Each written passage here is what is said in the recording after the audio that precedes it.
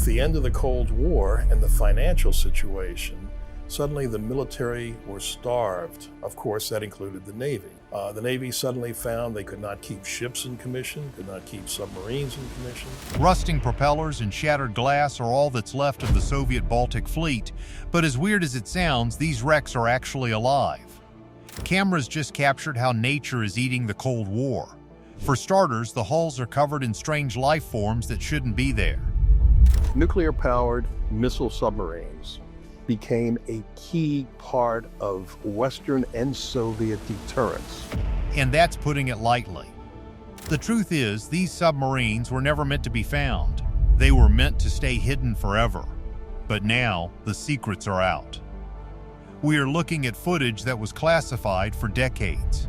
This is exactly what the deep sea is hiding from us.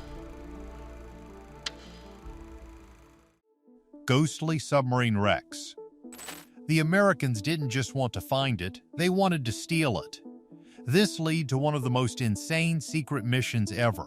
It was called Project Azorian. They built a massive ship called the Hughes Glomar Explorer. On the surface, it looked like a deep-sea mining vessel. In reality, it was carrying a giant mechanical claw.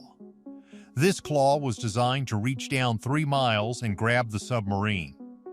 When the cameras on the Oose halibut first found the wreck, the footage was beyond belief. The submarine was broken into pieces, but the forward section was remarkably intact. One of the most overlooked aspects of this discovery was the state of the missile tubes. Cameras captured the haunting sight of nuclear warheads still nestled in their silos, surrounded by the twisted remains of Soviet engineering.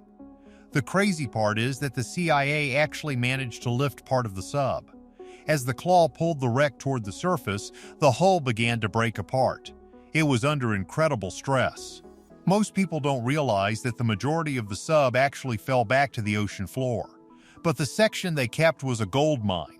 Inside, they found the remains of 6 Soviet sailors. They also found codebooks and sensitive equipment that had been hidden in the dark for years.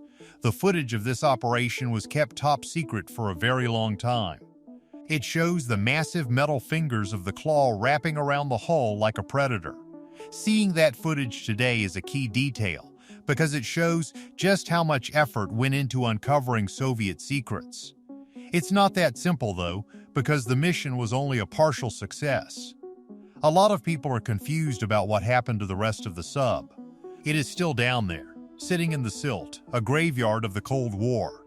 Evidence of this struggle is visible in every frame of the underwater film. The cameras captured the way the ocean had already begun to claim the steel. Rusticles hung from the jagged edges of the conning tower. The propellers, once capable of pushing this giant through the waves, were frozen in time. Divers couldn't go this deep, so everything had to be done by remote cameras and the giant claw.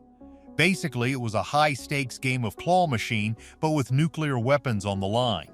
The tension during the lift was so high that many of the operators thought the ship would capsize. And that's putting it lightly.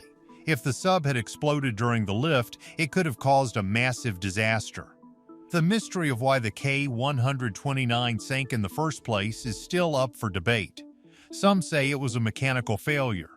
Others whisper about a collision with an American sub. But what many can confirm is that the wreckage tells a story of a sudden and violent end. The way the bow was crushed suggests it hit the bottom with incredible force. As we look at these images, we have to wonder if the full story is still hidden in the parts the CIA left behind. Cold War salvage jobs. Fast forward to the year 2000. The world watched in horror as news broke about the Kursk. This was a giant Oscar-class nuclear submarine, one of the largest ever built. It was over 500 feet long and weighed almost 20,000 tons. During a naval exercise in the Barents Sea, something went horribly wrong. 2 massive explosions sent the sub to the bottom, 350 feet down. This wasn't nearly as deep as the K-129, but the situation was much more urgent. There were 118 sailors on board, and for a few days, the world hoped some might still be alive. Eventually, international divers were allowed to reach the wreck. What their cameras captured was a scene of total devastation. The entire bow of the sub had been blown apart. The steel, which was inches thick, had been peeled back like an orange. See, the first explosion was small, but it started a fire that set off a second, much larger blast. That second explosion was equivalent to several tons of TNT. It was so powerful that it registered on seismographs all across Europe. Nobody expected the damage to be that extreme. When the divers finally reached the hull, they had to be incredibly careful. The jagged metal was like a razor. The crazy part is what they found in the rear of the ship. Cameras pushed into the ninth compartment revealed a haunting reality. 23 sailors had survived the initial blast. They had gathered in the back of the sub, waiting for a rescue that never came. One of the most heartbreaking finds was a note written by Lieutenant Captain Dmitry Kolesnikov. He had written down the names of the survivors and a final message to his family. The footage shows the cramped, dark space where these men spent their final hours. It's a key detail that changes how we look at naval history. It wasn't just a machine that sank. It was a home for over 100 people. But here is the catch. The Russian government wanted the sub back. They didn't want the nuclear reactors or the missiles to leak into the ocean. So, they hired a Dutch company to lift the entire wreck. This was a massive engineering task. They had to use giant saws to cut off the destroyed bow section because it was too unstable to lift. Footage from the salvage shows the giant chainsaws slicing through the steel hull underwater. It looks like something out of a science fiction movie. Once the bow was removed, they used 26 giant cables to pull the rest of the sub to the surface. What most people don't realize is that the cameras inside the sub captured more than just debris. They found evidence of how the crew tried to survive. There were canisters of chemicals used to create oxygen, some of which had exploded when they touched the water.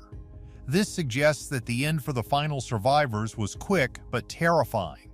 Seeing the interior of the Kursk today is a powerful reminder of the risks sailors take. The walls are stained with oil and soot, and the control panels are a mess of melted plastic and wires. Hands down, it is one of the most chilling places on the planet. Even years later, the footage remains hard to watch for many. Sunken nuclear power. While the Kursk was a tragic accident, some Soviet subs were put on the ocean floor on purpose. Take the K-27, for example. This was an experimental submarine with a very special type of engine. It used liquid metal to cool its nuclear reactors. It was fast and powerful, but it was also incredibly dangerous. In 1968, the reactor had a major failure that exposed the crew to high levels of radiation. After years of trying to fix it, the Soviet Navy decided it was too expensive and too risky to keep. So, in 1982, they towed it out to the Kara Sea and sank it. They didn't just let it sink, though. They filled the reactor compartment with a special type of asphalt to keep the radiation inside. Then they scuttled the ship in about 160 feet of water. For a long time, it was forgotten. But recently, cameras have gone back down to see what is happening to this rusting giant. What most people don't realize is that the sub is sitting in a very shallow area. This is a big problem. If the hull rusts through, that radioactive fuel could leak into the Arctic waters. The crazy part is that the latest footage shows the asphalt is cracking. In 2012, a joint mission between Russia and Norway sent remote cameras down to the K-27. They captured images of the hull covered in deep orange rust. One of the most overlooked aspects is that the sub is sitting on its bow with the stern sticking up. This puts a lot of stress on the middle of the ship, right where the reactors are. Scientists are worried that a storm or a shifting current could break the sub in half. Basically, we are looking at a nuclear time bomb on the sea floor. Nobody expected the Soviet Union to leave so much nuclear waste in the ocean. And it's not just the K-27. There are several other reactors and thousands of containers of radioactive waste down there. Cameras have captured images of these containers, many of which are starting to fall apart. See, the sea is a very harsh environment. Salt water eats through metal like paper. A lot of people are confused about why this hasn't been cleaned up yet. The answer is simple. It is incredibly expensive and dangerous to lift a radioactive submarine. But here's the deal. If they don't do something soon, the damage could be permanent. The footage from the K-27 shows schools of fish swimming around the rusting conning tower. It looks peaceful, but the data tells a different story. Scientists have found small traces of radiation in the sediment around the wreck. It's not a disaster yet, but it could be. Everyone's obsessed with modern clean energy, but we are still dealing with the mess left behind by the Cold War. The images of that lone submarine sitting in the gray Arctic water are a warning that we cannot ignore. Rotting atomic steel. The Baltic Sea is another place where the ghosts of the Soviet Navy are everywhere. This sea is much shallower than the Pacific, which makes it a paradise for divers. However, it also means the wrecks are more affected by human activity. Cameras in the Baltic have captured some of the most beautiful and terrifying images of Soviet subs. Many of these ships were simply abandoned after the Soviet Union collapsed. They didn't have the money to maintain them, so they let them rot at the docks until they sank. One of the most famous wrecks in this area is a Whiskey-class submarine. These were the workhorses of the Soviet fleet for years. When you see the footage of these subs today, the first thing you notice is the life. Anemones and cold water corals have covered the periscopes. It looks like the ocean is trying to turn the weapon back into part of the Earth. But the crazy part is the interior. Because the water is so cold and has very little oxygen in some parts, the inside of these subs is often perfectly preserved. Cameras have captured desks with papers still on them and bunk beds with blankets still folded. It is as if the crew just stepped out for a minute and never came back. But here is the catch. These wrecks are also very dangerous. Many of them still carry torpedoes that are over 50 years old. The explosives inside can become very unstable over time. Divers have to be extremely careful not to touch anything.